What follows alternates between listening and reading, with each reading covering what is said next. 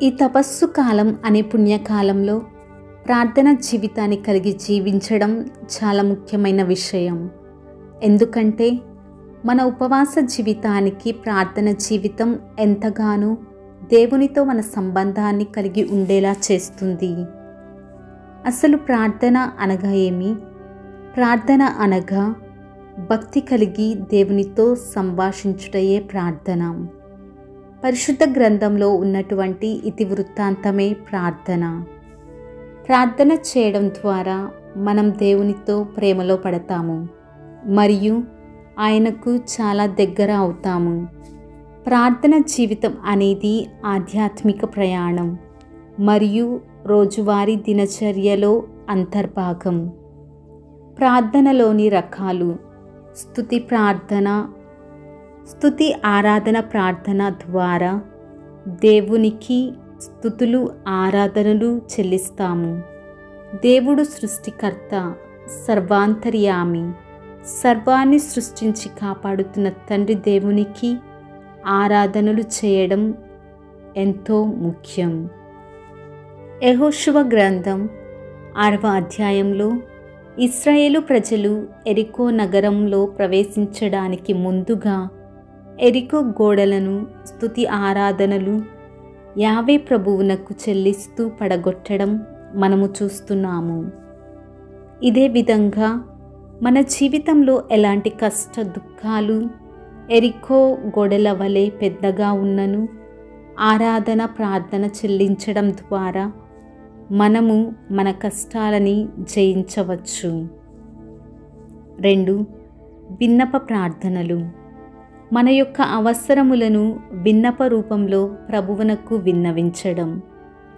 మొదటి సమూయేలు గ్రంథం 2వ అధ్యాయములో మనము చదువుతున్నాము. అన్న ప్రభువు మందిరంలో వెక్కి వెక్కి ఏడుస్తూ ప్రభువునకు విన్నప ప్రార్థనలు సమర్పించడం.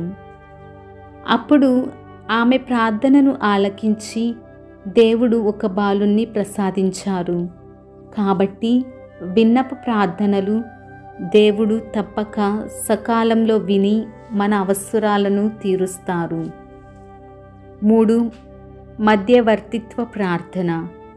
మధ్యవర్తిత్వ ప్రార్థన అనగా ఇతరుల కోసం వారి అవసరాల కోసము దేవునికి విన్నవించటమే ఈ మధ్యవర్తిత్వ ప్రార్థనకు ఉన్న ప్రాముఖ్యత. ఉదాహరణకి అబ్రహాము విశ్వాసులకు తండ్రి. యావే దేవునితో సొదొమ గొమొర్రా నగరాలను నాశనము చేయొద్దు అని, ఆ నగరాలలో కొంతమంది నీతిమంతులు ఉన్నా, అంటే 50 మంది మొదలు 10 మంది వరకు ఉన్నచో అని యావే దేవునితో మధ్యవర్తిత్వ ప్రార్థనతో వేడుకుంటున్నాడు.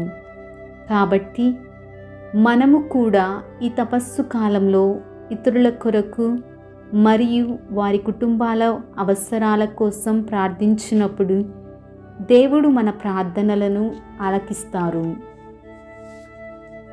4. కృతజ్ఞత ప్రార్థన. దేవుడు చేసిన మేలులకు గాను దేవునికి కృతజ్ఞతాభివందనములు చెల్లించే ప్రార్థన. లూకా సువార్త 17వ అధ్యాయంలో చదువుతున్నాము. 10 మంది కుష్ఠరోగులు యేసు ప్రభువు స్వస్థపరిచినప్పుడు వారిలో కేవలము ఒక వ్యక్తి మాత్రమే తను స్వస్థుడు అయ్యాడు అని గ్రహించి ప్రభువునకు కృతజ్ఞతలు చెల్లించేందుకు తిరిగి వచ్చి దేవుని పాదాల మీద సాగిలపడి కృతజ్ఞతలు చెల్లించాడు. కాబట్టి మనము ఈ తపస్సు కాలంలో చేయవలసిన ముఖ్యమైన కార్యము ఏమిటి అనగా, దేవుడు గడిచిన కాలము అంతా మన జీవితంలో చేసిన మేలులకు కృతజ్ఞతలు చెల్లిస్తూ ప్రార్థించడం. 5. ధ్యాన ప్రార్థన. దేవుని వాక్కును మరియు దేవుణ్ణి అంతరాత్మలో ధ్యానించడం. మనము సువిశేష పఠనములో క్రీస్తు ప్రభువు ప్రతిరోజు తెల్లవారుజామున ఏకాంత ప్రదేశానికి వెళ్ళి తండ్రి దేవునితో ఏకాంతంగా గడపడం మనము చూస్తున్నాము. కాబట్టి అన్నిసార్లు మనము దేవాలయంలో కుటుంబాలలో ప్రార్థించినప్పటికీ అప్పుడప్పుడు ఏకాంత స్మరణము ద్వారా మనము ప్రభువుని ఏకాంతంగా కలుసుకుంటాము. కాబట్టి ప్రియ సహోదరి సహోదరులారా, ఈ తపస్సు కాలంలో ఉపవాసం అనే మార్గముతో పాటుగా ఈ ప్రార్థనా మార్గాన్ని అనుసరిస్తూ దేవుని యొక్క పాటులలో పాలుపంచుకుంటూ దేవుని ఆశీర్వాదాలను దండిగా పొందాలని ఆ దేవాది దేవుణ్ణి ప్రార్థించుదాం. ఆమెన్.